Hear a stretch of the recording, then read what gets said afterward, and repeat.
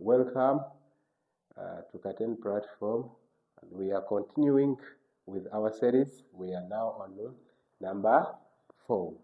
Number 4, it's a number which is also very simple. When we look at the level of this question, the level of this question is the comprehension, and the class is the primary 4, but it is a number which challenged a large group of pupils. So therefore, when we come across such a number, how do we handle it? When you look at this question, for this question, it had no specific number where we had to end. But for us, we are going to use the next equivalent fraction. And getting the next equivalent fraction, briefly, it means that when they give you a number to find the next equivalent fraction, the next equivalent fraction, that when you get it and you divide it by 2 or any other number, you will automatically come back to the number which they have given you. So therefore, for that reason, we are going now to handle this number. How is it supposed to be handled? The number is 4 out of 7. 4 out of 7. Which fraction is equivalent to that? So the question is, find a fraction equivalent to 4 out of 7. The fraction which is equivalent to 4 out of 7. How do we get it? How do we get that fraction? It is just very simple to get that fraction. So what do we do? According to this question, we had several ways of doing it, but we are going to look at the real next equivalent fraction to that. And the next equivalent fraction to that, it will be, we shall multiply this given number. We shall multiply it by 2. So we shall have the denominator up to and also down to, just like this. We shall have 4 out of 7. Then we multiply it by the denominator, which is 2 out of 2. So the denominator is 2 and the numerator is 2, like that. So by doing it like this, we shall now come to the answer. But now, when some people reached there, what did they do? They had to cross this one and that one. When they say equivalent fractions, there is no crossing. So what are we doing?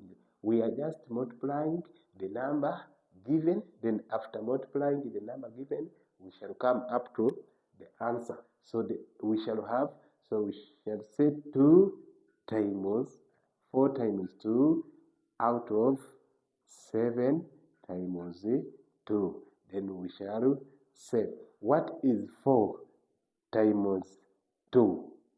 We want to have how many groups of 2 can we get when we multiply by that? So we shall have a 2 plus a 2 plus a 2 plus a 2. 4 times. Those are 4 groups of 2. Those are 4 groups of 2. So therefore, we shall now add the 4 groups of 2.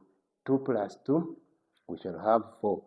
4 plus 2, we shall have 6. 6 plus 2, we shall have 8. So we shall have our numerator as 8. And we also go to the denominator here. The denominator we are going to make 7 groups of 2. So this is 1, this is 2, this is 3, this is 4, this is 5, this is 6, and this is 7.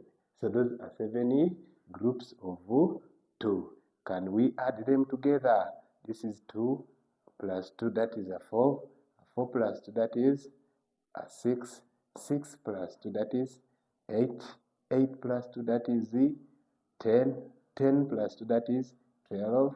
12 plus 2, that is 14. So we shall say out of 10, and that one will be our equivalent fraction, or the next equivalent fraction. So when you reach there, this number is reducible. They have the factor which can reduce them, but you are not allowed to reduce. Why?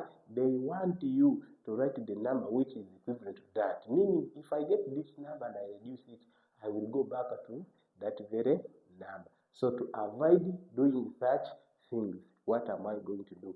I just leave it like that.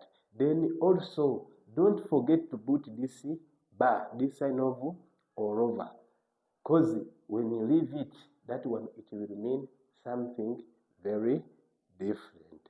So thank you for watching, and that was the solution of number 4. We are coming in for another number.